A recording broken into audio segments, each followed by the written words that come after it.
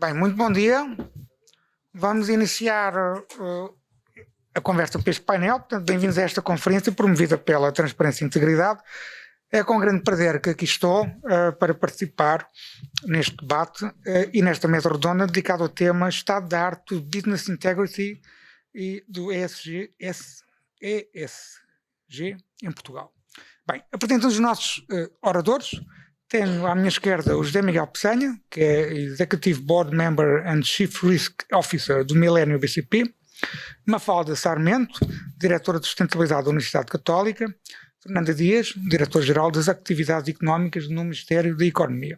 Nós vamos ter 60 minutos para a nossa conversa, que serão divididos por 40 minutos em que vamos conhecer o pensamento dos nossos oradores sobre o tema em debate, seguido um período de 20 minutos para ouvirmos perguntas da assistência. Ora bem, eu gostava de começar por uma questão para todos os oradores e a colocar a mesma pergunta a todos e íamos ouvir um de cada vez. Bem, depois colocarei as perguntas específicas a cada um. Sintam-se livres para comentarem as ideias, enfim, termos aqui um debate mais interativo, mais dinâmico, acho que é mais interessante para as pessoas que nos ouvem. A primeira pergunta é sobre integridade empresarial. Nós ouvimos falar muito de códigos de ética ou de mapas de risco nas organizações públicas e privadas. Como podem as organizações garantir que as suas políticas de integridade são efetivamente implementadas? José Miguel Peçanha, começava por si. Bem, bom dia a todos. Obrigado pelo convite para estar presente. Espero conseguir contribuir aqui para esta troca de ideias. Na prática, vamos lá ver... Para mim, esta integridade corporativa de que se fala, que aqui é semelhante ao ESG. Na prática, nós procuramos desenvolver políticas de integridade ambientais, de integridade de governo, de integridade social, e ao desenvolver essas iniciativas que correspondem, enfim, às preocupações de sustentabilidade do próprio banco, creio que estamos a dar o nosso contributo para a integridade da organização. Os temas de risco, os temas de corrupção, os temas de branqueamento de capitais, são temas críticos numa instituição bancária e, portanto, é relativamente... E são temas críticos também no nosso relacionamento, enfim, com o meio envolvente, com os diferentes stakeholders, principalmente com os diferentes supervisores com que trabalhamos. Portanto, é relativamente lógico que tínhamos um enorme desenvolvimento nessas matérias. Há anos que fazemos relatórios de sustentabilidade, relatórios de divulgação dos nossos modelos de governo, que no fundo nos despimos um bocadinho na praça pública para demonstrar aquilo que fazemos e aquilo que somos. Portanto, para nós, digamos assim, é uma continuação de um caminho que desenvolvemos há bastante tempo. Eu sei que a banca não tem boa fama, não é? A banca não tem boa fama e que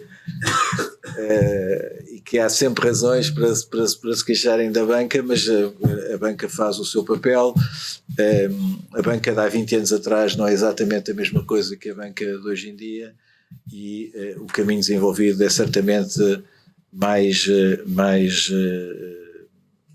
claro, mais sustentado do que acontece em muitas outras indústrias em que se está a começar a dar agora os primeiros passos, e em que os temas, por exemplo, do greenwashing, do social washing, etc., ainda não estão completamente develados. Quer dizer, a gente vê muita coisa, mas há pouca coisa que aconteça na realidade, e nós, a pressão dos stakeholders, a pressão da supervisão, acaba por assegurar que aquilo que nós dizemos que estamos a fazer tem que ser validado e tem que ser corroborado por entidades independentes, por raters, pela própria supervisão, o que assegura que basicamente aquilo está a acontecer na prática. Falarei sobre isso na segunda intervenção, mas deixaria agora a oportunidade aqui das minhas colegas também falarem sobre essa matéria. Muito bem. Fernanda Dias. Bom, em primeiro lugar, eu acho que seria útil apresentar a Direção-Geral das Atividades Económicas, que que é um organismo do Ministério da Economia, portanto a Direção-Geral das Atividades Económicas, tem, como o nome indica, a responsabilidade sobre a introdução no mercado e o licenciamento de atividades económicas ao nível nacional, mas tem sobretudo uma componente internacional muito relevante. Somos nós que representamos o país em muitos fóruns da União Europeia, da ONU, da OCDE e de outras organizações internacionais em matérias tão diversas quanto o tema também que nos traz aqui hoje. Sobre a questão que coloca e o tema, nós temos vindo a notar que as empresas têm uma grande preocupação em cumprir a conduta empresarial responsável e realmente tem sido uma prática que cada vez mais nós observamos. Na Direção-Geral das Atividades Económicas somos ponto de contacto para a implementação de umas recomendações da OCDE dirigidas às empresas multinacionais sobre esta temática, sobre a conduta empresarial responsável, e a par com a AICEP fazemos o papel de divulgação destas matérias e também procuramos, junto das empresas, a banca é essencial a qualquer negócio e à economia e, portanto, é uma peça fundamental, eu diria. Também nós no Ministério da Economia trabalhamos de muito perto com o Ministério das Finanças e com tudo o que tem a ver com a organização legislativa que depois se vai aplicar em Portugal, ou seja, negociamos diretivas e regulamentos na União Europeia que depois se tornam lei também aqui, mas aqui também no Ministério da Economia participamos muito no programa de literacia financeira que o Banco de Portugal conduz com várias entidades e uma das quais a Direção-Geral do Consumidor, que é outro departamento do nosso Ministério. Portanto, há aqui um envolvimento do nosso Ministério, mas de um ponto de vista institucional, numa relação para cima com as organizações internacionais e para baixo, dizia, com todos os stakeholders ao nível nacional, também para a conduta empresarial responsável. Mafalda Sarmento. Bom dia a todos e obrigada pelo convite para estar aqui, que é um gosto também poder estar aqui num fórum que é tão interessante e tão relevante. Na Católica Lisbon, para além de fazer parte da Direção de Sustentabilidade, também integro um centro que é o Centro de Responsible Business and Leadership, que é um centro que trabalha exatamente todas estas questões de liderança responsável, de sustentabilidade nas empresas e particularmente faço parte de um projeto grande que é o Observatório dos ODS nas empresas portuguesas, em que estamos desde há 4 anos com uma metodologia muito específica a avaliar 60 grandes empresas e 132 PMEs portuguesas a operar em Portugal, para perceber como é que elas ao longo destes anos, este é o 4º ano, como ao longo destes anos têm implementado todas estas questões de sustentabilidade na sua própria atividade. Muito ligado aos ODS, mas obviamente à medida que foi surgindo esta questão ESG, também acabamos por fazer sempre este cruzamento entre ODS e ESG. Por um lado, porque ESG é mais para estas práticas empresariais e os ODS refletem-se também nas empresas, mas é mais para no fundo para as sociedades em geral e para os países. O que nós temos vindo a perceber é que, na verdade, a integridade é um pilar fundamental para as empresas, porque no fundo acaba por englobar e por agregar todas as ações que se fazem a nível empresarial, seja a nível ambiental, seja a nível social, porque mesmo que uma empresa possa escrever que faz determinadas coisas, se as pessoas que trabalham na empresa não têm essa percepção, se os clientes dessa empresa não têm essa percepção e é só algo que está escrito em algum sítio mas que ninguém está propriamente envolvido, acaba por não ter o mesmo impacto, acaba por não ter o mesmo efeito e acaba por não ser integral nesta dimensão. Portanto, nós vemos a sustentabilidade muito com estes 3 pilares, em que sem o pilar essencial que é o da governança, que é o do governance, e sem estar completamente estruturado e muito bem definido com métricas muito específicas, mas ao mesmo tempo, para cada uma destas áreas, mas ao mesmo tempo com um envolvimento muito grande das pessoas que trabalham na empresa, mas também de todos os stakeholders, acaba por não funcionar e acaba por parecer com que as empresas fazem atividades um bocado dispersas para conseguirem ter algum impacto e não de uma forma integrada. Portanto, aquelas empresas que nós consideramos que são as que efetivamente têm um maior impacto neste sentido, e são aquelas que incluem a sustentabilidade como um todo, nestas 3 dimensões, na sua própria estratégia. E isso faz com que, para conseguirem implementar, por exemplo, hoje em dia, ao fazerem o onboarding de uma nova pessoa que vai trabalhar para a empresa, ou o onboarding de uma entidade, seja financiadora, seja um fornecedor, já não é aquela coisa de a pessoa ir conhecer a empresa, ir conhecer os diretores, ter assim algumas luzes sobre o que é que vai fazer especificamente. Já é muito mais integrado, já se tem planos de ética, já se tem planos de como responder nesta situação e nesta, o que fazer, coisas mesmo muito específicas que na verdade robustecem uma empresa como um todo e preparam as empresas para, mesmo nestes momentos de maiores desafios, seja geopolíticos, etc., as empresas estão mais preparadas e estão mais preparadas para integrar também mercados mais exigentes.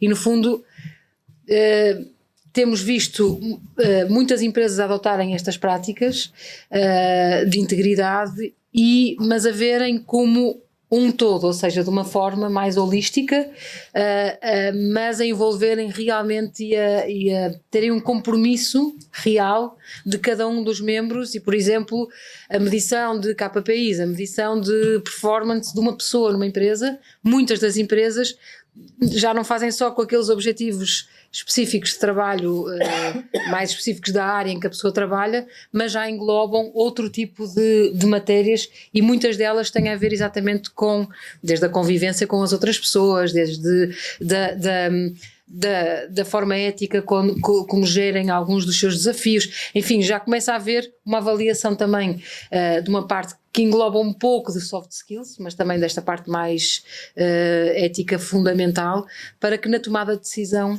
as tomadas de decisão sejam feitas de uma maneira ainda mais estruturada e integrada. José Miguel Pessanha, as instituições de crédito e outras instituições financeiras estão sujeitas, como já referiu, a regras muito rigorosas e um escrutínio intenso do Banco de Portugal, logo do Banco Central Europeu. Se forem sociedades cotadas, acrescenta-se ainda os escrutínios da Comissão de Mercados de Valores Mobiliários. Bem, quais são as dificuldades que tem sentido na sua liderança para fazer chegar esta cultura de integridade às bases da sua organização e também aos seus clientes? Muito bem.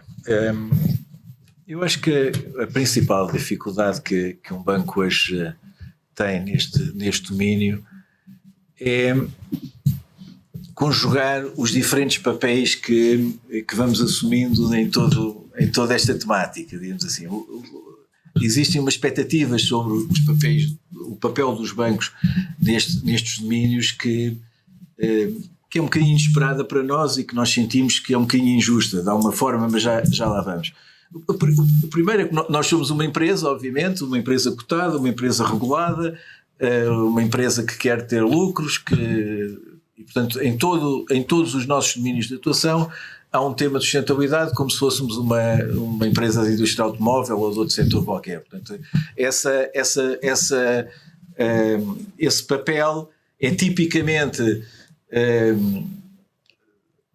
transformado naquilo que chamamos um plano diretor de sustentabilidade interno, que revemos todos os anos, em disclosure sobre sustentabilidade, e como eu disse, desde acho que 2004 ou 2005, que o banco publica os seus relatórios de sustentabilidade e dá informação sobre o que está a fazer nesta matéria, a preocupação com as pegadas ecológicas, nos domínios sociais, com a diversidade, todos esses aspectos que de alguma forma materializam internamente a componente ESG do problema. Depois há outro papel que querem que os bancos tenham, que são uma espécie de indutores e de financiadores das transições e das mudanças.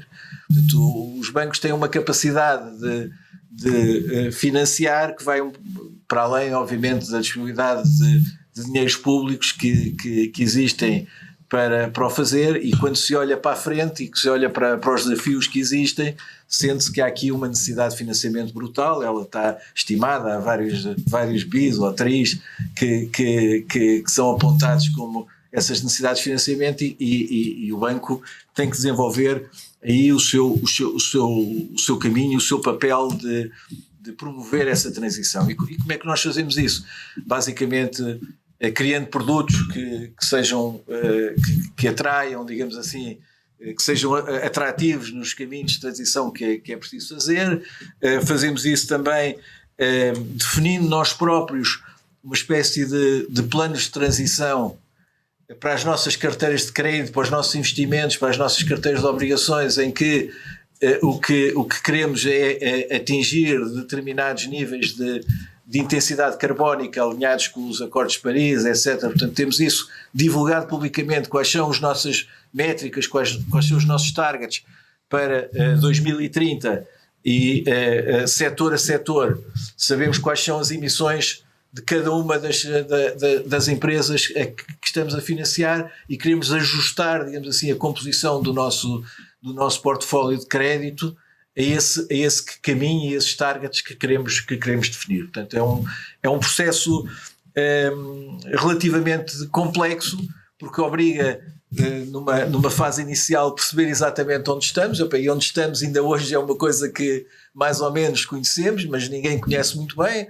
Se calhar há setores que são sensíveis, que têm 3 ou 4 empresas, por exemplo, o setor dos cimentos ou da aviação, há 3 ou 4 empresas relevantes para um banco português. Portanto, se calhar basta falar com a TAP e com a SATA num caso, e se calhar com a Simpor e a Cecil noutro caso, e apanhamos, digamos, temos uma visão muito concreta sobre aquilo que é a intensidade carbónica da produção hoje, quais são os planos de transição que essas empresas têm, portanto, o que é que devemos esperar de redução até 2030, por exemplo, que é o horizonte que estamos a usar agora. Como é que essa trajetória está alinhada com aquilo que são os targets da Agência Internacional de Energia para esse setor e para esse ano? Qual é a redução esperada da intensidade carbónica no setor dos cimentos? E, portanto, temos que perceber o que é que devem ser políticas do próprio banco, como é que o banco deve adequar a sua atuação para poder cumprir com esses targets no horizonte definido. Outro domínio de intervenção é, por exemplo, os investimentos, naquilo que nós permitimos aos nossos clientes fazer. Obviamente abrimos a porta a que eles apliquem, digamos assim, o seu dinheiro em investimentos concretos, e aí devemos promover que as carteiras que gerimos, que os produtos de investimento que colocamos à disposição dos clientes, não só, enfim, têm as características de promover estas transições e têm objetivos concretos também, mas que cumprimos as expectativas dos próprios clientes, porque nós perguntamos aos clientes o que é que vocês querem fazer, querem investir em verde ou estão disponíveis para investir noutra coisa qualquer, e temos que conseguir equilibrar este caminho ao longo do tempo, até porque não há, digamos assim, muitos investimentos verdes disponíveis. O terceiro papel, eu diria que é o banco enquanto responsável dos riscos que resultam da transição e os riscos que resultam do ambiente climático que hoje temos, e também os riscos mais ligados à própria natureza, à biodiversidade, etc. Se uma empresa não se adapta, imaginem mais fácil ainda, uma empresa que utiliza mão de obra infantil, que isso apareça na CMTV amanhã e que os clientes deixem de comprar àquela empresa porque, enfim, querem penalizar o facto de utilizar mão de obra infantil.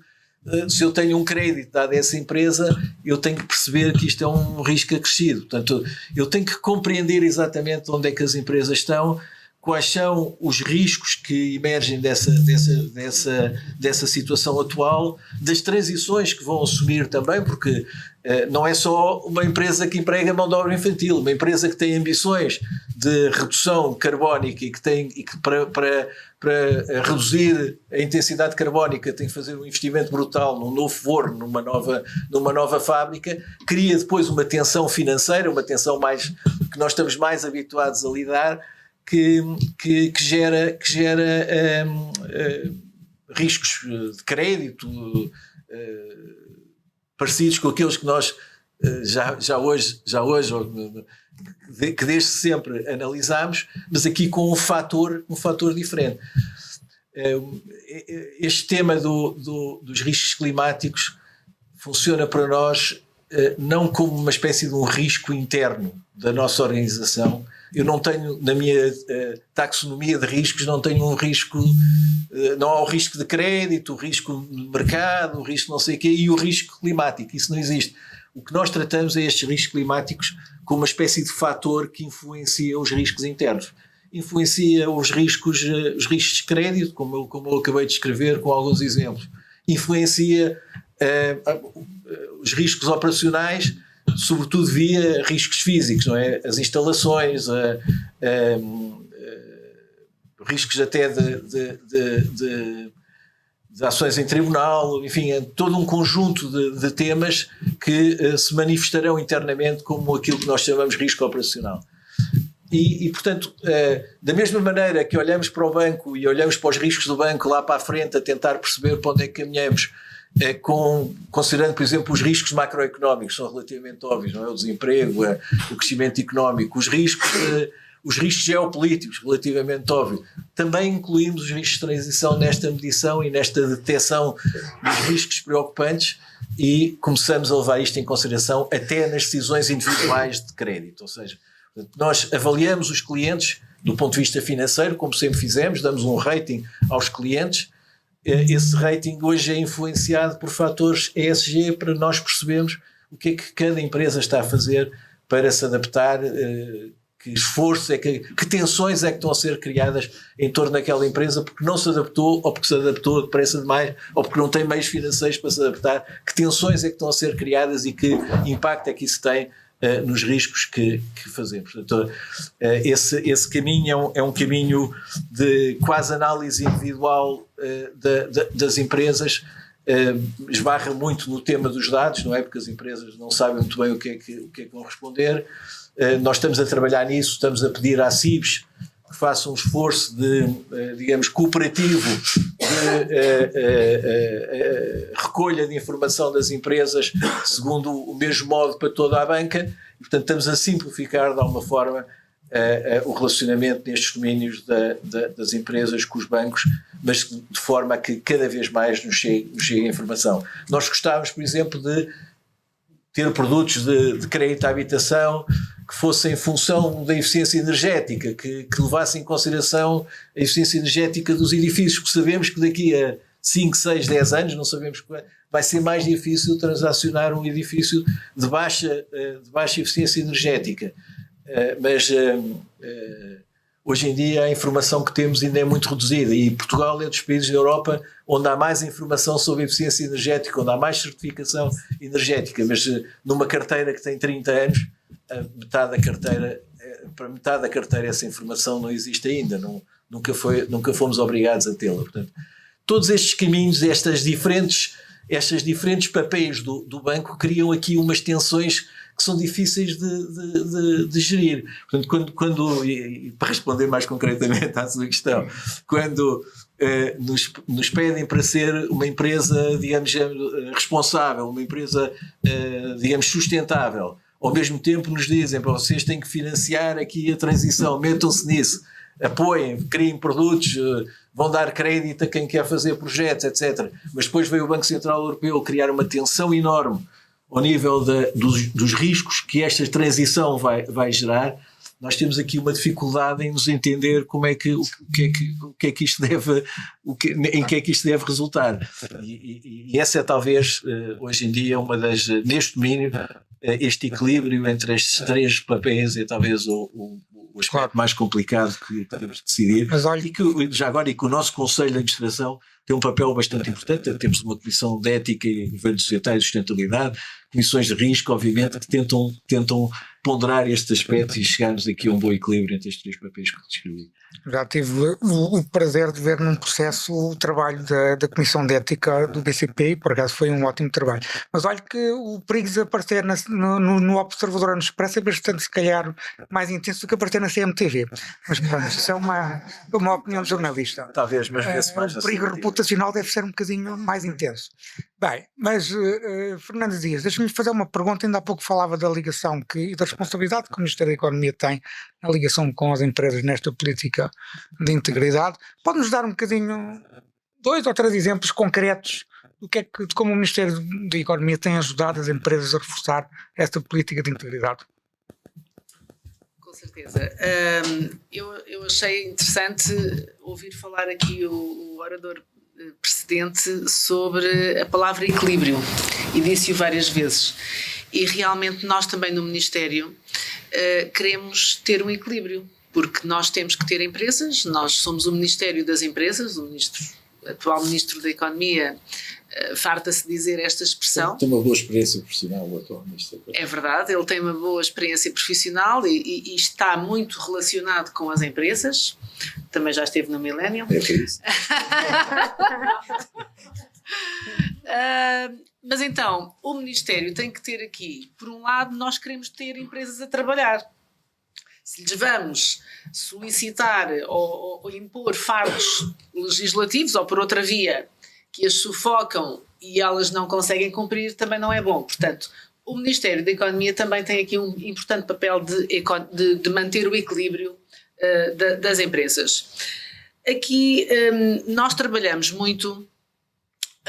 Primeiro, eu gostaria de dizer que o foco da atuação do Ministério da Economia neste momento, presentemente, centra-se na digitalização, na descarbonização e na globalização. Portanto, este é o foco do trabalho do que nós estamos a fazer coletivamente no Ministério da Economia. A descarbonização, porque, enfim, desde 2019 que temos na União Europeia o Pacto Ecológico Europeu, que veio traçar aqui uma estratégia de crescimento para a União Europeia que se baseia nesta transição digital e na transição ecológica. Portanto, o clima e o digital estão aqui a par e são a base de todas as estratégias, de todos os programas que têm vindo a ser adotados, nomeadamente ao nível da União Europeia e também, necessariamente, ao nível dos Estados-membros, onde se encaixa Portugal. E é nesse contexto que nós, todas as estratégias que desenhamos, têm este pano de fundo.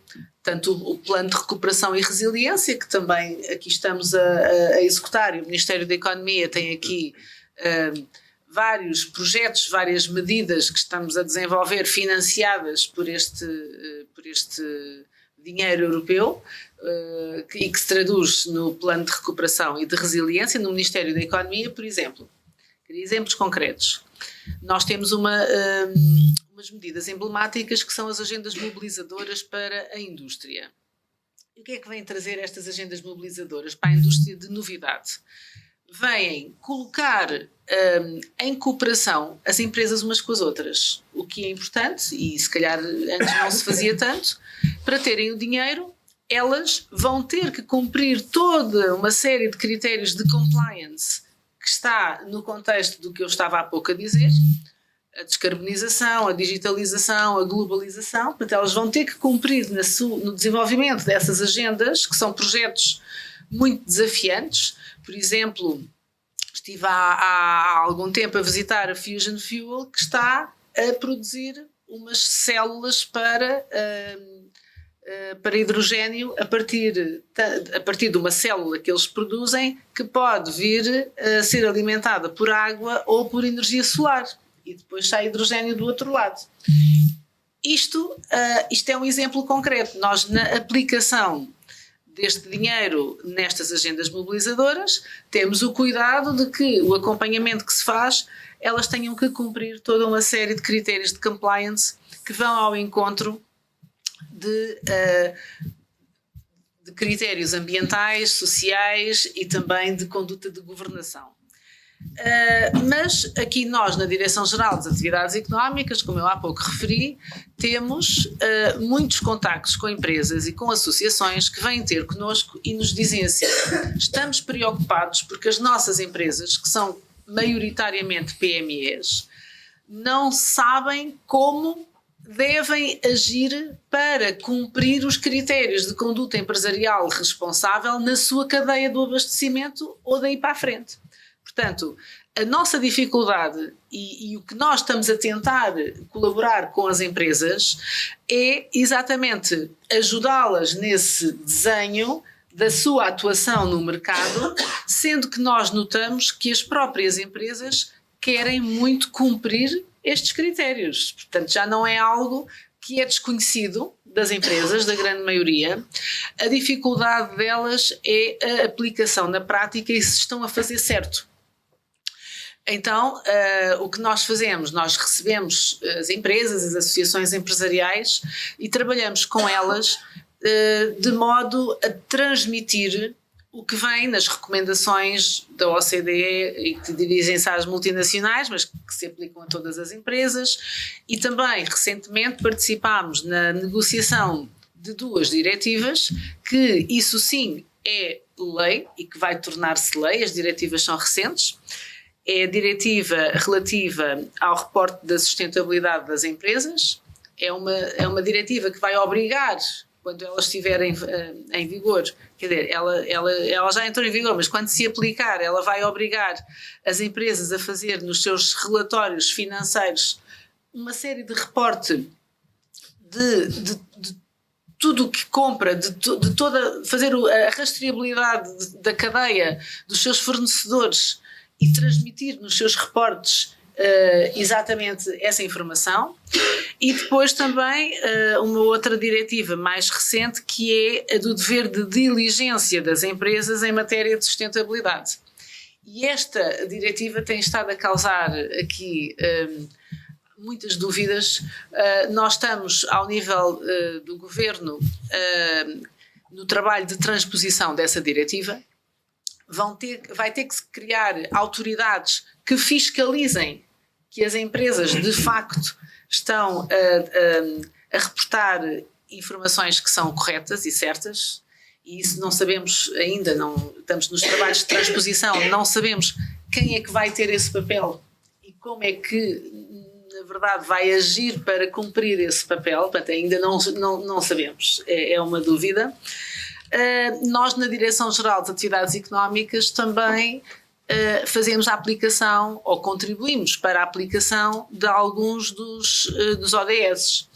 Trabalhamos muito com a Católica e com o observatório que eles têm, também com a Nova, com a Universidade Nova. São 2 universidades que eu acho que elas criaram centros para o acompanhamento destas questões e que trabalham muitíssimo bem. Portanto, nós na Direção-Geral das Atividades Económicas colaboramos em muitas ações que são feitas tanto com uma como com outra universidade.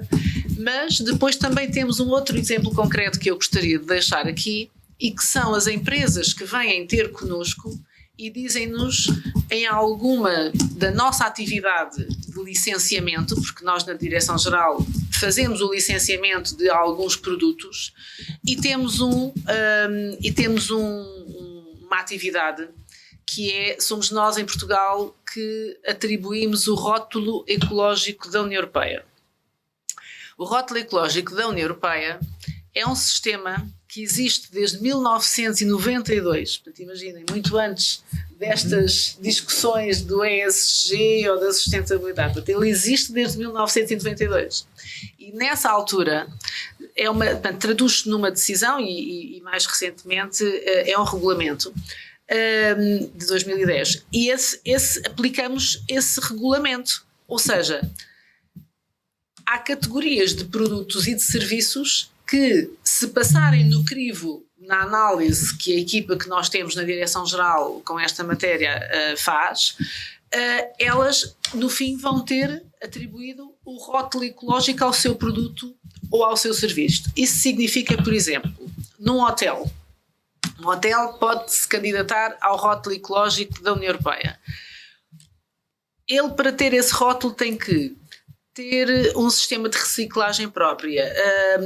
A alimentação energética, se calhar, tem que ser verde e tem que cumprir determinados critérios. O próprio edifício do hotel tem que também cumprir aqui algumas questões em termos de ambientais, isolamento. A questão social também está presente, como é que os funcionários do hotel trabalham, quais as condições laborais em que trabalham. Portanto, e só no fim, se ele passar todo esse crivo, então é que pode ostentar esse selo. E nós temos empresas, nomeadamente dos têxteis, que é um setor tradicional. Nós temos uma empresa que já trabalha connosco há muito tempo e que nos diz, por amor de Deus, despachem rapidamente porque a minha candidatura ao rótulo, porque eles, todos os produtos que põem no mercado, até agora, têm o rótulo ecológico da União Europeia, que é o crivo mais apertado e que foi decidido ao nível da União Europeia, portanto com pessoas que sabem definir estes critérios, e eles dizem-nos, eu tenho clientes que querem comprar esta minha camisola e que só compram se ela tiver o rótulo ecológico atribuído. Portanto, por amor de Deus, já submeti a candidatura do produto, façam a apreciação rápido, porque eu preciso disso para vender.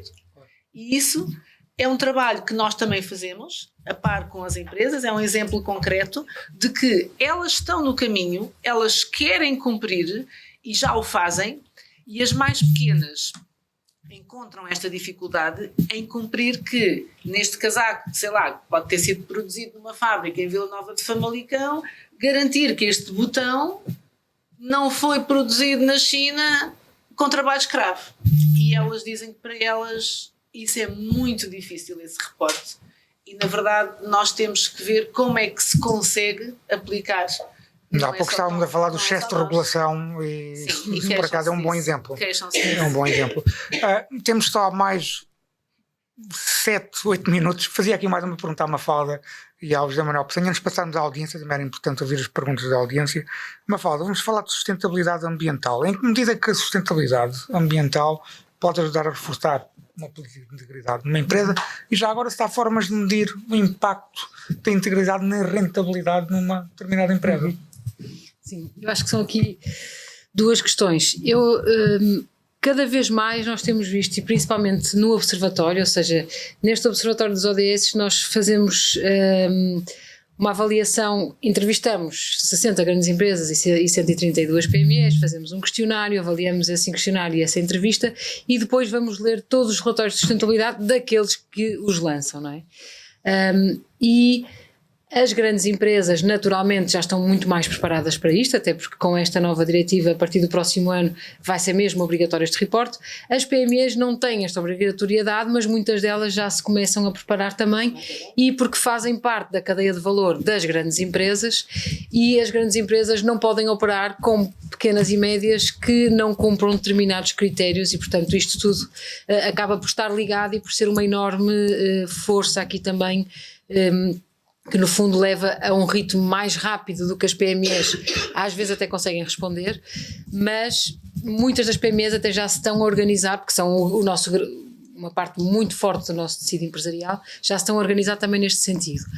Esta parte ambiental acaba por ser também, como estava a referir, acaba por ser inerente a quase toda a atividade. Obviamente que nós, por exemplo, no Observatório, temos uma representatividade de todas as indústrias e, portanto, conseguimos perceber naturalmente que há algumas indústrias que têm naturalmente um peso ambiental muito mais forte que outras, não é? A indústria têxtil, tudo o que é energia, por exemplo, estas grandes empresas de energia são aquelas que conseguem fazer com que todas as outras até façam a transição energética, porque são elas que lhes vendem a energia, por exemplo, e portanto acaba por haver obviamente indústrias com um peso maior ambiental do que outras, mas na verdade o que acontece na realidade é que cada vez mais todas as empresas têm que ter desde a sua atividade geral, ou seja, tudo que tem a ver com o edifício onde estão, tudo que tem a ver com a compra de energia, etc. Ou seja,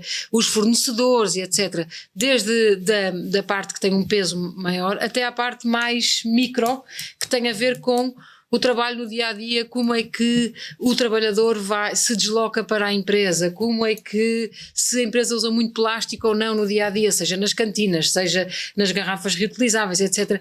Ou seja, desde tudo que são as atividades core do negócio que podem ter esta implicação, como todo o funcionamento interno, que aqui está também muito ligado a esta parte toda que nós falamos da governança, não é? Portanto, as empresas estão neste momento e exatamente muitas das empresas portuguesas e que operam em Portugal queixam-se um bocado que acham que podem estar a perder alguma competitividade com outros mercados que são menos exigentes, de outras potências económicas que têm menos exigências, neste caso legislativas, sim, mas ao mesmo tempo nós também acreditamos que os outros não vão ter, ou seja, as outras potências económicas não vão ter muita hipótese de também não fazerem este caminho. E nós, na verdade, neste momento é um investimento, não é? Como estávamos a dizer no início, não é um gasto, é um investimento, mas já estamos a ir alguns passos à frente, mesmo a sofrer estas dores de sermos os pioneiros, a Europa no fundo, não é? Ter todas estas exigências, mas quando todos os outros também tiverem que se alinhar com isto, nós vamos ter também, apesar de eles virem beber da nossa experiência, não é? Para implementarem nos seus próprios, mas que também vamos estar aqui alguns passos à frente, no fundo, nesta dimensão. E nós temos visto, na verdade, muitas empresas, uma das coisas engraçadas que também, quando estávamos a pensar, mas quais é que são exatamente coisas muito concretas que as empresas fazem e que são bons exemplos, e que são bons exemplos na prática. E tem sido muito engraçado trabalhar diretamente com empresas, porque nós depois de as avaliarmos e fazermos um relatório, etc., queremos sempre sair da teoria e passar mesmo à prática, falar com cada uma e perceber a sua empresa está assim, nós achamos que devia melhorar nisto e nisto, fazer quase aqui uma consultoria individual àquelas empresas que são do Observatório. E temos percebido que há algumas empresas que começam a fazer uma coisa engraçada, que é reunir vários stakeholders e várias vezes ao ano a transparência não ser só nestes relatórios que saem e que vão ser obrigatórios e que portanto todas vão ter que fazer, mas que podem estar coisas escritas nos relatórios que efetivamente se calhar não acontecem tanto ou de uma forma tão integrada, e que acabam por várias vezes ao ano reunir os vários stakeholders e com os próprios stakeholders. Por exemplo, uma empresa de retalho com quem nós falamos disse que eu tenho um fornecedor meu que é um fornecedor de um material específico que nós sabemos que a empresa não é responsável, mas nós sabemos que para aquela empresa nós somos o fornecedor e portanto se nós preferimos pagar uma multa no primeiro ano e falar com este stakeholder e conseguir levá-lo com a nossa ajuda a ser a empresa que pode fazer parte da nossa cadeia de valor de uma forma positiva e se calhar no primeiro ano sermos penalizados por isso, nos primeiros 2 anos, mas não abandonarmos esta entidade, porque na verdade são muitas famílias envolvidas naquela empresa, não é? Toda uma comunidade, etc, etc. E portanto muitas das empresas estão a ter até este extra que é na sua cadeia de valor também quererem dar este apoio e portanto eu tenho visto como muito benéfico toda a superestruturação deste relatório ESG, porque tenho visto muitas empresas que não querem fazer isto só por compliance, mas que na verdade como isto vai até a detalhe bastante micro, faz com que as pessoas tenham que envolver de uma forma que depois lhes dá também competitividade no mercado, ou seja, uma empresa que consegue ter toda esta dimensão e que até vai ao detalhe de eu vou ajudar o meu fornecedor e vou transformá-lo também e ajudá-lo na transição, na verdade é uma empresa que vai ganhar competitividade no mercado, que vai ter obviamente mais lucro no sentido em que nós como clientes vamos querer se calhar aquela empresa porque ela está a comunicar que fez isto e isto e dá mais segurança também. Os próprios investidores que têm que, para poderem investir, passar por todas estas regras no fundo e métricas para poderem investir, também têm ali uma robustez que lhes dá credibilidade e portanto mesmo que tenha risco associado, ambiental e etc, vão querer investir porque é uma empresa que no seu todo é íntegra na maneira como consegue gerir tudo isto e, portanto, acaba por até chegar a dar, não é isto que é essencial para as empresas, mas é óbvio que se as empresas não tiverem lucro e não tiverem mais lucro e competitividade de mercado, há coisas que elas também não nos interessam, não é? E também não podem ser mais sustentáveis se não tiverem lucro, porque não hão de conseguir investir nisso. Portanto, é muito importante, tem sido muito importante aqui perceber que estas empresas que fazem este caminho de forma integrada, e temos vários exemplos em Portugal, eu só não cito nomes porque no Observatório nós temos esta política de as empresas do Observatório, sabe-se quem são, mas o detalhe nós sabemos e não comunicamos de forma agregada, não é?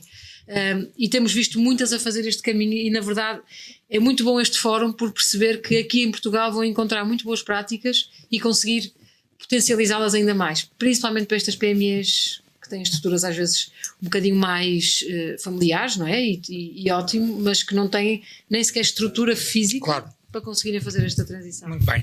Fazia só uma última pergunta muito breve ao Dr. Manuel Peçanha, pedir-lhe um bocadinho de apelava ao seu poder de síntese. Isto tem a ver com um assunto que não abordamos, tem a ver com o Mecanismo Nacional Anticorrupção, que fiscaliza a aplicação das regras do regime de prevenção geral de corrupção, que são competências do MENAC, aplica-se a empresas com mais de 50 trabalhadores, aplica-se, por exemplo, ao Millennium BCP. O Millennium BCP já tem algum canal de denúncias, uma política de defesa dos denunciantes, e já agora, que balanço muito rápido faz do trabalho do MENAC, se é que tem algum balanço para fazer?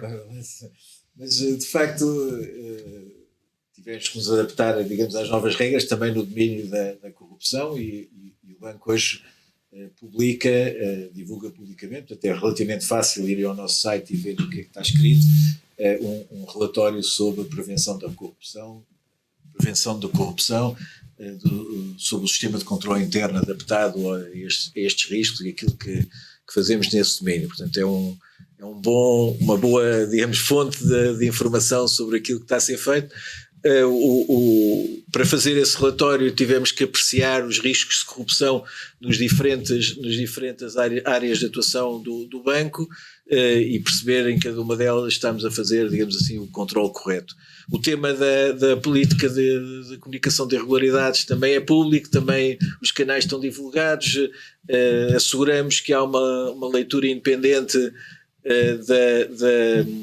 das comunicações recebidas e que há que isso não é um trabalho de uma equipa interna qualquer que no fundo pode meter as dificuldades para debaixo do tapete. Portanto, há uma transparência muito grande sobre essa questão. Nós não estranhamos, digamos assim, estas exigências adicionais. Consideramos que na nossa atuação, naquilo que é o Código de Conduta do Banco, aquilo que já fazíamos, em larga medida, o tema da corrupção estava coberto, ou da política anticorrupção estava coberto, mas, enfim, as exigências têm vindo a aparecer, dá mais trabalho, mas torna também mais transparente aquilo que de facto o banco está a fazer nesta matéria. Como eu digo, basta ir ao nosso site, consultar este relatório e perceber isso aquilo que muito bem. Estamos a fazer. Vamos iniciar aqui, passar a palavra à audiência. Não sei quem é que. Se calhar o José Fontão quer fazer a primeira pergunta. E se calhar subverter moderados, de apelar a radicalismos desmoderados, mas o Luís Rosa, porque é jornalista, mas é um conhecedor desta. Que uma evolução. Houve uma outra que eu já nem me lembro do nome. Há muitas instituições a falar e agora e pronto, como o seu trabalho de fiscalização dá cerca de 0,0 e não está famoso. Portanto, era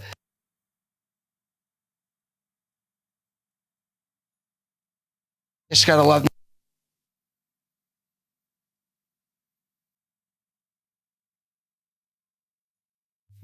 Bem, subvertendo completamente, que eu sou moderador, não devo exprimir a minha opinião, mas enfim, vou passar agora, vou vestir a casaca de orador. Vamos lá ver, eu acho que o MENAC neste momento não serve rigorosamente para nada. para ser direto, sou conhecido por ser direto e assertivo, portanto não vou deixar de ter essa fama. Neste momento, o que existe é zero. É uma entidade de papel, porque ao fim de 3 anos não abriu um processo de sanções, não faz uma fiscalização proativa, limita-se a pedir, pelo que vários advogados especialistas em compliance me transmitem, limita-se a pedir até informações contraditórias, interpreta a lei e abre dúvidas junto das próprias entidades que supostamente fiscalizam. Enfim, está criada de facto uma enorme confusão. E também é importante não nos esquecermos que eu recordo-me há 2 anos, quando já com muito atraso o MENAC começou a ser implementado, a primeira opção, por exemplo, do governo anterior, do governo de António Costa, para liderar o MENAC, era a Procuradora-Geral Adjunta Maria José Morgado. Na altura, em declarações ao Observador, diz que não aceitou o convite por causa da orgânica do MENAC, que não iria fazer com que o organismo fosse e não tivesse operacionalidade. Estava muito assente em inspeções gerais, não é uma estrutura flexível. Depois eu acho que o governo também cometeu o erro na liderança. Acho que a pessoa é muito estimável, o juiz conselheiro Pires da Graça, mas não tem um perfil para aquele cargo. É preciso uma pessoa dinâmica, uma pessoa proativa, que imponha um dinamismo próprio ao organismo, que é um organismo novo, e isso não tem acontecido. Portanto, resumindo e concluindo, acho que é preciso uma grande mudança. A entidade da transparência também é a mesma coisa. Tem uma entidade que foi criada com atraso, com muitos problemas, ainda não se percebe bem o que é que já fez. Não há nenhum balanço que seja possível fazer sobre a entidade de transparência. Ou seja, resumindo e concluindo, há uma preocupação do Poder Executivo e do Poder Legislativo com a prevenção da corrupção, mas as entidades que estão a ser criadas não estão a fazer o trabalho. E isso não é positivo, como é óbvio. E acho que o Poder Político tem que olhar para isso com outros olhos. Há uma aparente vontade da atual Ministra da Justiça de mudar isso, para que isso é importante. Mas se me permite, só para fazer um comentário muito breve, estamos a falar aqui de ESG. Eu acho que há aqui uma grande falha no ESG da democracia, que é a prevenção é muito importante, mas eu acho que a repressão também é importante. Eu acho que a grande falha que existe neste momento na nossa democracia é a enorme falta de confiança que os cidadãos têm na administração da justiça.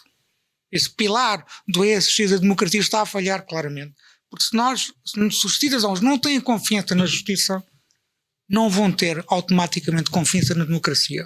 E por uma razão simples, porque a percepção que existe na opinião pública, que na minha opinião é uma percepção justificada, e eu até contribuo para essa percepção, porque vou consultar os processos da criminalidade económica ou financeira, não é tocar de ouvido, eu até sou surdo à esquerda, portanto não consigo fazer isso, mas não é tocar de ouvido, é ir ler os documentos, é ir ler os processos, é ir ver os processos, é ir ver o que acontece.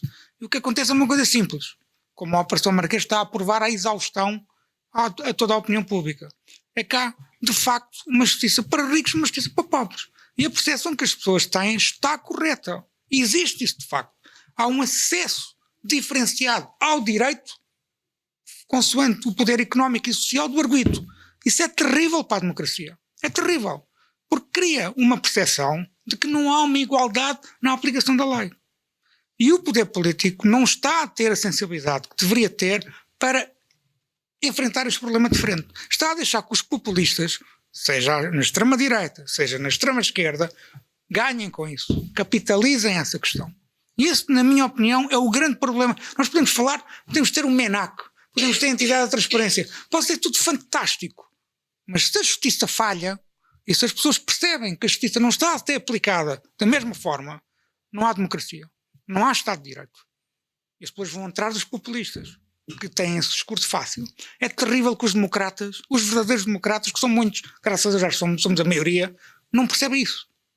É terrível ver o PS e o PST preocupados em cortar prazos para que o Ministério Público investigue, ou obrigar o Ministério Público a investigar muito menos e de forma muito mais curta. Se calhar assim não se vão descobrir os circuitos financeiros, não se vai aproveitar todas as valências do sistema de branqueamento de capitais com as instituições financeiras são obrigadas a ter deveres de diligência e têm aplicado o sistema financeiro, aqui faço esse elogio, tem contribuído muito para o combate à corrupção em Portugal. É muito importante dizer isto. Há uma enorme desconfiança perante os bancos, mas é importante dizer isto. E o Banco de Portugal também tem feito um trabalho muito importante nessa matéria.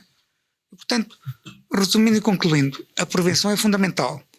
Mas a repressão, na minha opinião, é se calhar a melhor forma de prevenção. E ela não está a ser aplicadas da melhor forma. Desculpe, se calhar fugi um bocado à sua resposta, mas acho que era importante ser isso. Bom,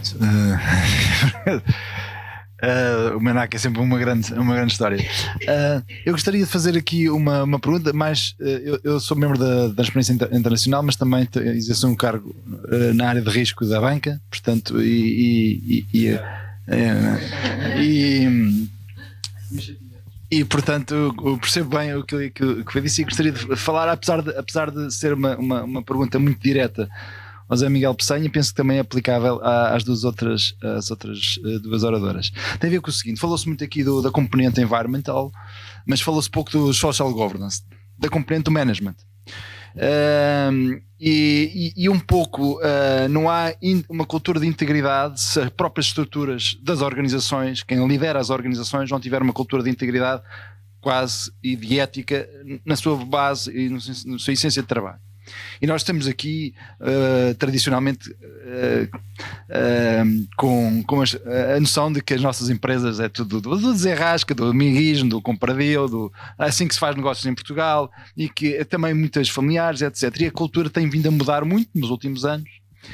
E ultimamente eu percebo que a questão da sustentabilidade ambiental é crítica, mas também não há uma reforma estrutural do nosso tecido empresarial e também da ambição do tecido empresarial, se não tivermos também um nível de quadros de management com outro tipo de valores e com outro tipo de expectativas e com outro tipo de ambições empresariais e também de visão e de conhecimento e de atualidade.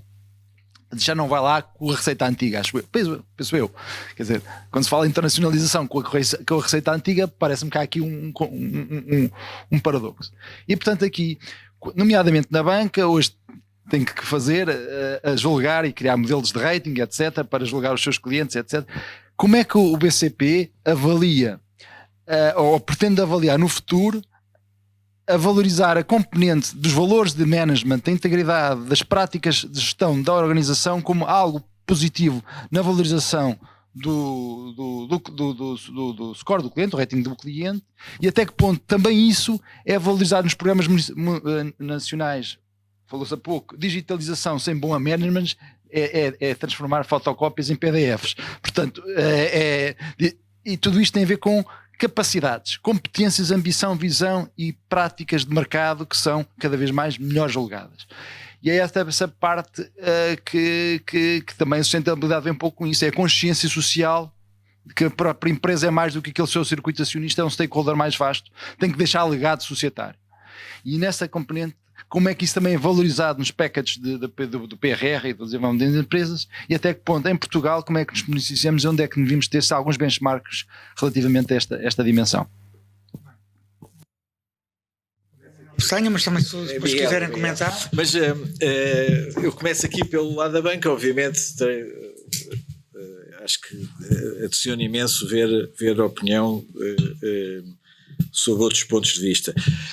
Eu diria que também aqui há esta dupla perspectiva, a perspectiva do banco. O banco está, enquanto empresa, eu sei, já ia a essa segunda perspectiva, mas já agora a publicidade aqui inicial. Nós temos esta supervisão do BCE bem diferente daquela que tínhamos antes, é uma supervisão muito próxima, muito intrusiva, e com enorme preocupação nos temas de governance. Segundo o BCE, não há nenhum banco na Europa que tenha um modelo de governance adequado, em que haja os checks and balances adequados e que a intervenção das diferentes áreas esteja adequadamente refletida, por exemplo, nas práticas, e o BCE sabe isso porque está presente fisicamente nas reuniões. Eles dizem que olha, para o mês que vem estamos aí na reunião X do Conselho de Administração, na reunião X da Comissão de Auditoria, na outra reunião da Comissão de Avaliação de Riscos, vamos estar presentes a ouvir o que é que se passa para perceberem exatamente quais são como é que funciona na prática essas reuniões e daí resultam, obviamente, recomendações para a organização. E isso é um caminho muito árduo que nos últimos 10 anos de supervisão europeia se tem feito.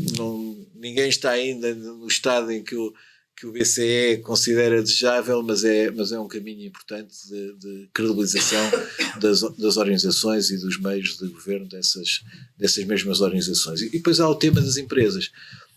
Nós não conseguimos, não temos estrutura, não temos conhecimento, não temos gente para apreciar em enorme profundidade esses temas nas empresas, mas percebemos que, para além da análise financeira, como eu digo, era tradicional, a gente recolhia o relatório de contas, sintetizava os balanços, tinha uns modelos estatísticos que combinavam alguns rácios calculados a partir desses balanços com algumas opiniões qualitativas, se calhar um ou outro ajustamento fruto, enfim, às contas feito para eliminar alguma criatividade feita nessas mesmas contas, era aquilo que nós fazíamos para tomar uma decisão de crédito. Hoje em dia, para além dessa análise económica ou financeira, temos uma análise, chamemos para facilitar a ESG. Portanto, queremos saber como é que aquela empresa se posiciona do ponto de vista climático, como é que aquela empresa se posiciona do ponto de vista social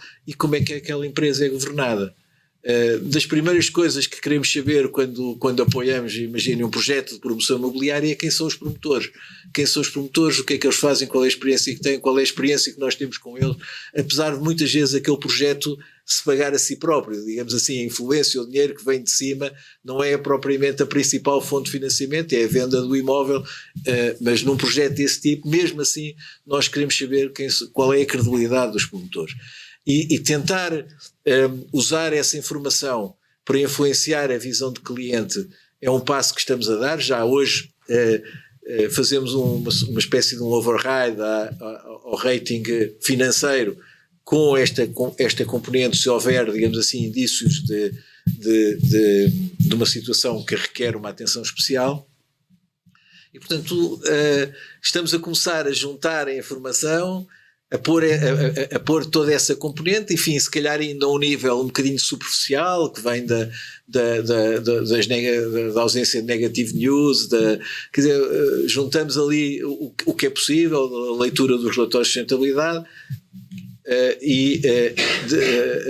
fazemos, digamos assim, uma avaliação ESG das empresas, que, complementada com a avaliação financeira, nos ajuda a ajustar um bocadinho o rating. Não é uma coisa digamos, de grandes variações, mas é uma coisa de pequenos ajustamentos do rating das empresas e da opinião que temos sobre as empresas. Mas não é só a transição ESG que é relevante. Já agora, só para, enfim, como colega do risco, o tema da digitalização é ultra importante, a adaptação a coisas como esta revolução da inteligência artificial. Se não a fizerem, é muito provável que determinados setores desapareçam. Quer dizer, a gente via lojas de aluguer de vídeo, né? Clubes de vídeo, como se chamava. Não há mais nenhum, não é? Quer dizer, isto tudo desapareceu. Nós temos que conseguir perceber essas transições que não são todas climáticas, mas que se vão formando na sociedade, e perceber um bocadinho mais à frente aquilo que devemos suportar ou não e aquilo que devemos financiar. Muito bem. Não sei se mais alguém na mesa queira comentar. Força. Bom, eu gostaria de dizer que as competências, portanto, os skills que há pouco referiu, é algo que nos preocupa na administração pública, porque vemos que, nomeadamente no universo das empresas, nós temos empresas em Portugal muito sofisticadas e que participam com grande sucesso na globalização e vendem para muitos países no mundo, e depois temos outro grupo de empresas que têm lacunas nas suas competências de digitalização, por exemplo, ou de outro tipo de conhecimento. Mas eu gostaria de dizer que há uma grande parte das empresas hoje em dia que são muito sofisticadas em Portugal. E só podem, porque não conseguem. Ainda no outro dia estávamos também num evento em que convidámos uma empresa que tem negócio com mercados sofisticados, como por exemplo a Coreia do Sul, que são exigentes em termos de segurança alimentar, em termos de critérios do que compram, e essa empresa era a principal fornecedora na sua área na Coreia do Sul. Portanto, para vos dizer que realmente há ambas o tipo de empresas. E ainda bem, ao nível da União Europeia, há um pacto para as competências que os Estados-membros deverão aplicar. E esse pacto para as competências é, no fundo, criar programas nacionais para desenvolver as competências. E nós em Portugal temos vários exemplos. O Instituto de Emprego e Formação Profissional é, no nosso contexto nacional, a entidade que gera, sobretudo, mais medidas para o cumprimento desse pacto europeu das competências. E, na verdade, há imensa formação que é feita e muito mais poderá ser feita. Temos é que convencer as pessoas da sua necessidade. Esta semana eu estive a acompanhar o Sr. Secretário de Estado da Economia no acompanhamento de uma medida que nós, na Direção-Geral das Atividades Económicas, temos para gerir, que são os bairros comerciais digitais.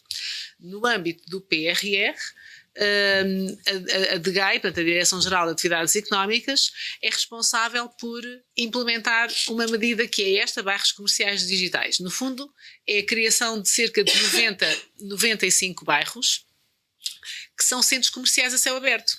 Imagina o bairro de Alvalade, tem lá muitas lojas, e na área do comércio e serviços, se eles tivessem um único website, serviços de delivery em conjunto, terem MUPIs na rua que são interativos digitais e podemos saber onde é que se compra o vinho tal, através, ou fazer até uma encomenda e recebê-la num cacifo próximo ou algo assim. Nós estamos a construir estes bairros, que são cerca de 95 no final do projeto que vamos ter, e então estivemos a fazer o acompanhamento em 3 cidades diferentes esta semana de como é que está a evoluir este projeto. E vimos coisas super interessantes. Eu estive em Soure, em que eles distribuíram já pela cidade uma série de MUPIs interativos acoplados com cacifos, portanto o próprio MUPI já tem o cacifo também, em que a pessoa pode no MUPI fazer uma encomenda de um casaco e recebê-lo no cacifo ali ao lado mais tarde, para dinamizar o comércio local de Soure.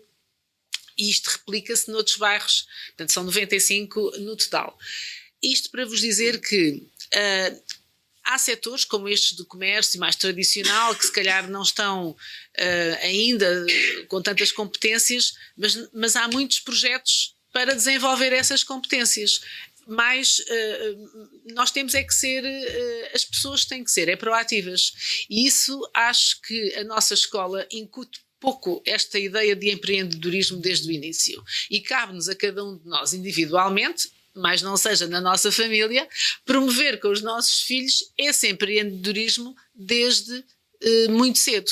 É a mesma coisa com a falta de competências de literacia financeira. Quer dizer, as pessoas nem reconhecem, só sabem fazer contas básicas. Ainda no outro dia estava a ver uma notícia, já não sei onde, provavelmente relacionada com o PISA, em que dizia que as pessoas em Portugal, matemática, só coisas muito básicas, tipo...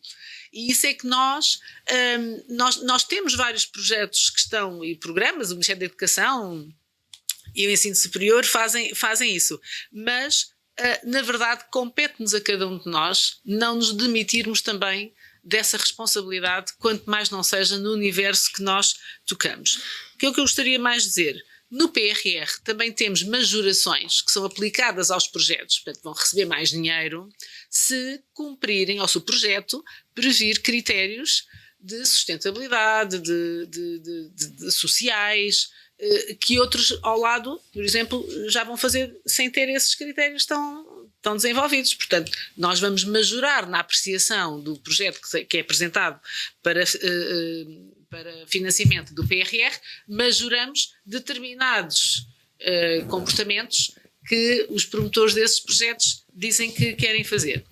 Outra questão também que eu queria deixar é, nós na Direção-Geral das Atividades Económicas negociamos acordos, em nome de Portugal, negociamos acordos de comércio. Acordos de comércio entre a União Europeia e países terceiros. Por exemplo, com mercados sofisticados, o Canadá, o Japão, o Vietnã, que também temos um acordo com eles, e muitos outros acordos que já estão em vigor. Nós fazemos a divulgação destes acordos, portanto, negociamos-los e depois fazemos a divulgação.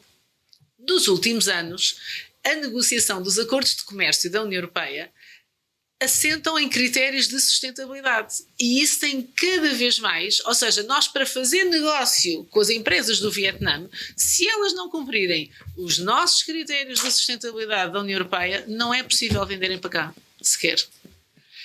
Quando há países com acordos de comércio bilaterais, o país terceiro, isso aplica-se. Portanto, os critérios de sustentabilidade aplicam-se se querem acionar o acordo e por essa via ter, por exemplo, não ter direitos aduaneiros, ter ou direitos aduaneiros mais baixos, que os acordos é para isso que servem, não é? Portanto, o Japão, se quiser vender para cá, para Portugal, ou vice-versa, os direitos aduaneiros ao abrigo do acordo de comércio livre baixam ou são nulos, em alguns casos. Portanto, há um grande benefício de utilizar o acordo, acionar o acordo na venda que a empresa faz. E quando eu estive no Japão, há uns anos, vi empresas como a Castelbel e outras que estavam super presentes no Japão. Portanto, assim, mas com o tamanho desta sala de produtos lá em lojas. Portanto, é impressionante ver como a sofisticação das nossas empresas. Portanto, nós temos de tudo. Temos empresas muito sofisticadas que vendem para mercados muito sofisticados e depois temos as outras, enfim, mais pequenas. Outra legislação que se aplica no comércio com outros países terceiros é um mecanismo que é um regulamento que se aplica na União Europeia. Há muitos regulamentos que se aplicam para estas questões. Um deles é o mecanismo que é o CBAM, que é o Carbon Border Adjustment Mechanism, que é o mecanismo de ajuste de carbono. Se, imagine, eu compro isto foi produzido, sei lá, num país asiático. Estou a importar, eu, a empresa portuguesa, estou a importar. Se este produto, na alfândega, foi feita a avaliação do produto, foi vista a cadeia e o rastreamento e chegamos à conclusão que ele foi produzido com fábricas que não têm, que não cumprem critérios de ecologia, nós na Europa podemos aumentar o direito aduaneiro dele à entrada para elevar o preço do produto e eu para comprar este produto vou ter que pagar mais por ele. Para quê? Para nivelar ou tentar nivelar que o produto que é feito aqui, imagine-se em França ou aqui em Espanha, que vai custar mais por causa da legislação europeia que se aplica, não fica em desvantagem com o mesmo produto que venha de fora. Portanto, há este regulamento também na União Europeia que está já a ser aplicado e que funciona para nivelar o preço, para o preço não ser critério diferenciador nos produtos que vêm de fora, iguais e que como não cumprem a legislação, então vão ser onerados em termos de preço. Portanto, era só para dizer que há aqui regulamentos, há também um outro regulamento sobre a desflorestação. O regulamento da desflorestação também prevê que eu, quando compro um produto a um país terceiro, tenho que ter a certeza que ele não contribui para a desflorestação nesse país de origem. E se não, há sanções que se aplicam. Portanto, há toda uma panóplia de legislação em qual o Ministério da Economia participa e que damos a nossa posição, tentamos criar esse equilíbrio, mas que se aplica e não é assim, tipo, nós aqui é que fazemos tudo muito caro e depois os outros fazem barato e entram à mesma. Não é bem assim. Já estamos para lá no nosso tempo, mas a Mafalda quer só dar uma última palavra. Só uma nota, porque perguntou também por causa das boas práticas e de termos estado a falar aqui mais da questão ambiental. Ou seja, eu sempre que falo em sustentabilidade, sempre que eu digo sustentabilidade, ou digo sustentabilidade ambiental, ou então estou sempre nestes três pilares, não é? Ambiental, social e governance, ou profit, people and planet, não é? Quando estamos aqui a falar destas perspectivas. E, portanto, é sempre desta forma holística, integrada. E nós, a nível de boas práticas, nós temos uma research note, todas as research notes que fazemos são muito práticas, de levar mesmo para as empresas conseguirem ter questões práticas para trabalharem. Temos uma que é só sobre business case de sustentabilidade, ou seja, essa até está dividida por ODS, cada ODS com alguns business case, em que se consegue ter exemplos de empresas, como é que as empresas estão a implementar, por exemplo, o ODS 16. 3 boas práticas de empresas que estão de uma forma íntegra a aplicar os critérios de justiça, etc, etc. Ou a nível ambiental, ou a nível de equidade, ou dentro de todas estas áreas, temos pelo menos 3, 4 casos de empresas e isso ajuda muito também a perceber, e depois até temos uma de gestão, até de governance, de perceber como é que as empresas estão a mudar a sua medição de impacto. E até estamos a fazer um estudo agora de Impact Accounting, em que é para implementar nas empresas esta questão de como é que as empresas medem estes impactos, de o que é que me beneficia, como é que eu meço se estamos a ser mais éticos ou não, como é que eu meço se as minhas decisões estão a ser fundamentadas em todos estes critérios ou não. E, portanto, perceber estas métricas para também prémios que algumas das empresas portuguesas já estão a entregar aos seus colaboradores, não é só pela sua performance profissional no sentido prático do que têm que cumprir, mas também englobar já toda esta parte, o que faz com que seja muito mais transparente, apesar do ESG nos puxar para um lado transparente, porque nos obriga a reportar o que estamos a fazer bem e também nos propõe a reportar o que estamos a fazer mal, o que estamos a ser, os impactos negativos que estamos a ter na sociedade, etc.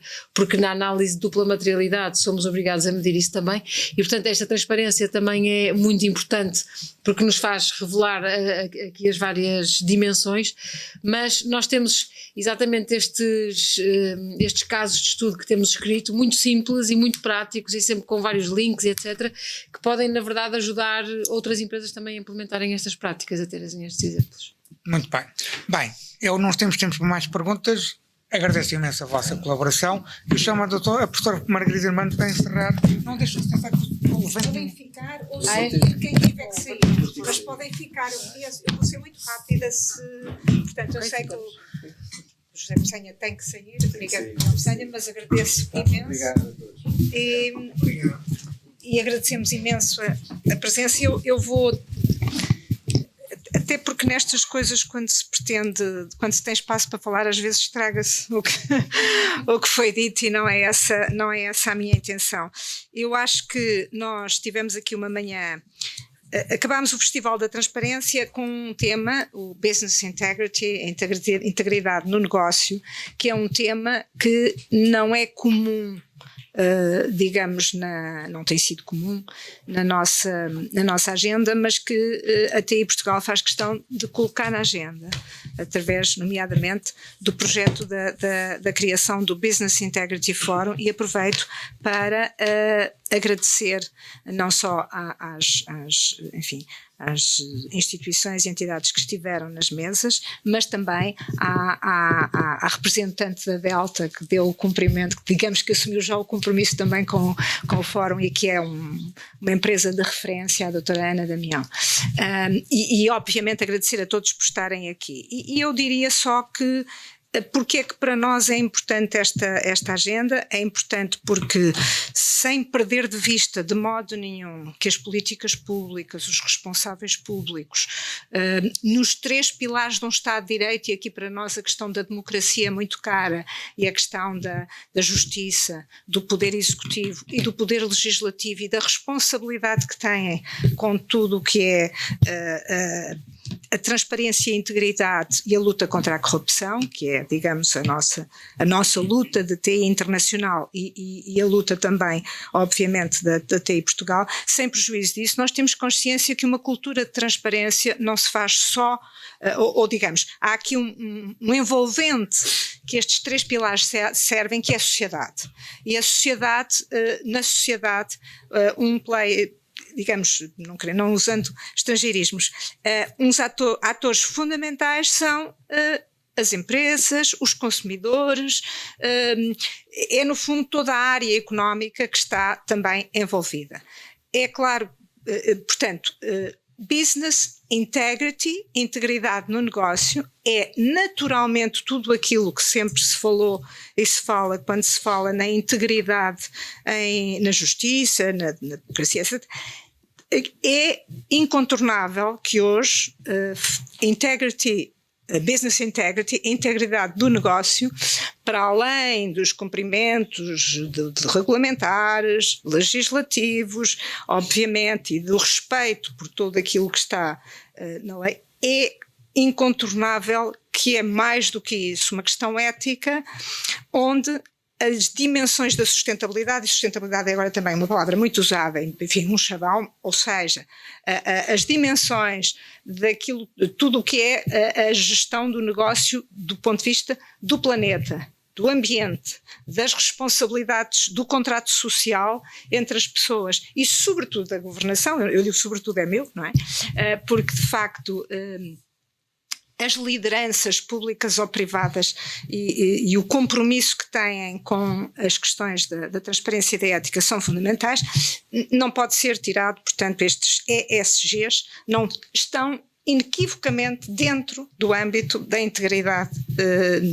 na sociedade, eu diria, obviamente que também na economia. E portanto eu agradecendo imenso, iria só dizer, eu escolhi aqui 2 palavras em cada intervenção, naturalmente que à senhora embaixadora Carolina Wellers, o nosso muito obrigado, a primeira parte foi muito importante, eu se tivesse que escolher 2 palavras, escolhi aqui aliás, aqui por acaso são 3, mas é the right thing.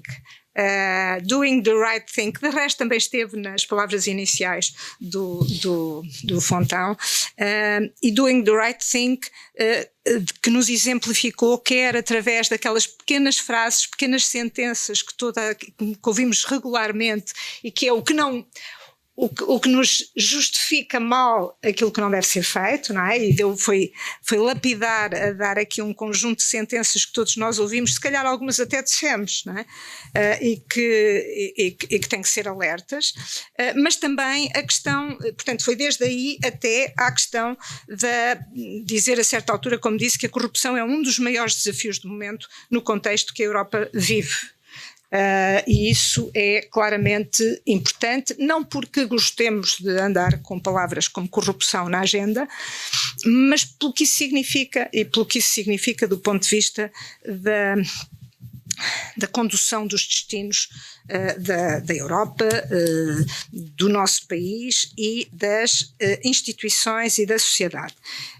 O nosso muito obrigado. Depois, no painel, aqui sim escolhi 2 palavras, desde perante os desafios colocados, o José Miguel Passanha falou em dificuldade de conjugar papéis contraditórios, e eu acho que sentimos todos um bocadinho essa dificuldade, provavelmente, na área pública também, não é? Conjugar papéis, não, eles são todos complementares, mas muitas vezes são conflituais, e como é que se equilibra isso? E lá está. Conjugar papéis bem depende de uma boa governança, que tem que fazer o equilíbrio e escolher as prioridades, e de saber ler o que se passa à volta. Naturalmente, a Mafalda Sarmento, já não sei se estou, não, foi a Fernanda Dias, diretora-geral, falou em 2 palavras que me parecem muito importantes. Foi o foco das políticas públicas. É muito bom ver quando os governantes têm que saber explicar muito bem qual é o foco, porque isso ajuda, obviamente, e também nos ajuda a ver, a escrutinar se estão no foco ou se estão desfocados. O foco que especificou, e obviamente, e depois uma palavra-chave muito importante que foi a capacitação, capacitar as pessoas, capacitar as empresas. E estou a falar de business integrity, é preciso capacitar, e nós também temos que estar preparados enquanto sociedade civil para saber ser exigentes e para saber perceber se essa capacitação existe ou não, e isto é um processo sempre.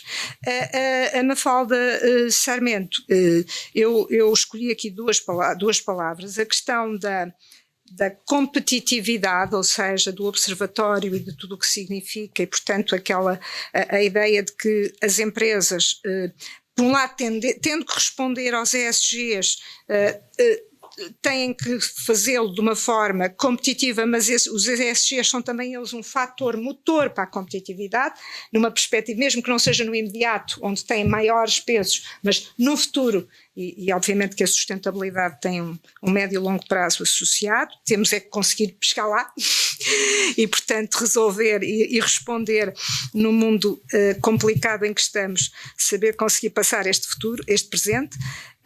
E a questão do envolvimento que se colocou a vários níveis, mas um envolvimento quer do próprio observatório com as empresas, no feedback, quer naturalmente, e eu penso aqui todos nós, quer dentro das empresas. Eu finalmente, o Luís acrescentou aqui 2 palavras também muito importantes, que foi ESG, que já lá está, e democracia.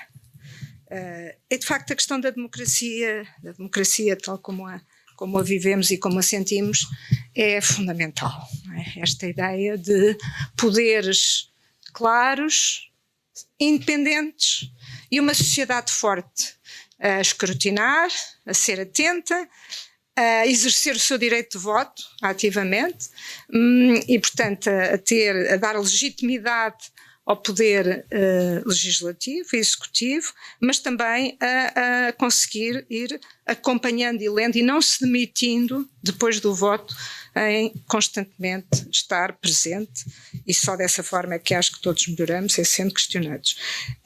Finalmente, eu diria que quer na integridade do negócio, quer na integridade e na transparência, na luta contra a corrupção da sociedade, acho que isto foi transversal. O centro, obviamente, são sempre as pessoas e a sua capacidade de transformar, a sua capacidade de fazer mudança, a sua capacidade de melhorar, de acordo com princípios de respeito pela legalidade, mas também, naturalmente, de ética, e uma ética alargada, que não pense só no imediato, mas que pense no médio e longo prazo, em termos de ambientais, sociais, de governação. Este assunto é um assunto que vai estar, nós vamos tentar trabalhar de maneira a que o Business Integrity Forum seja uma realidade a curto prazo, com um conjunto de empresas a poderem nos ajudar a fazer o nosso papel de transparência internacional enquanto a sociedade, Portugal, enquanto associação da sociedade civil, e sobretudo a inspirar outros, e a inspirar PMEs, e a inspirar poderes públicos. A inspirar poderes públicos pelo seu exemplo. Muito obrigada a todos, bem-aja por terem vindo e sobretudo por estarem comprometidos também com aquilo que são as nossas, ou pelo menos onde queremos ajudar do ponto de vista do contributo. Eu não nomeei muita gente que está aqui, estou a ver algumas colegas até que estão envolvidas em projetos europeus que nos estão a ajudar. Muito obrigada a todos e naturalmente que há aqui um agradecimento especial, e aqui a senhora diretora-geral vai-me desculpar, mas obviamente à embaixada, porque e à senhora embaixadora, não só da luta contra a corrupção na Nederlandes, mas também a senhora embaixadora dos Países Baixos, que esteve aqui presente e que nos apoiou de alguma forma e ajudou, contribuindo para o financiamento também deste Festival Transparente. Muito obrigada a todos e bem-aja.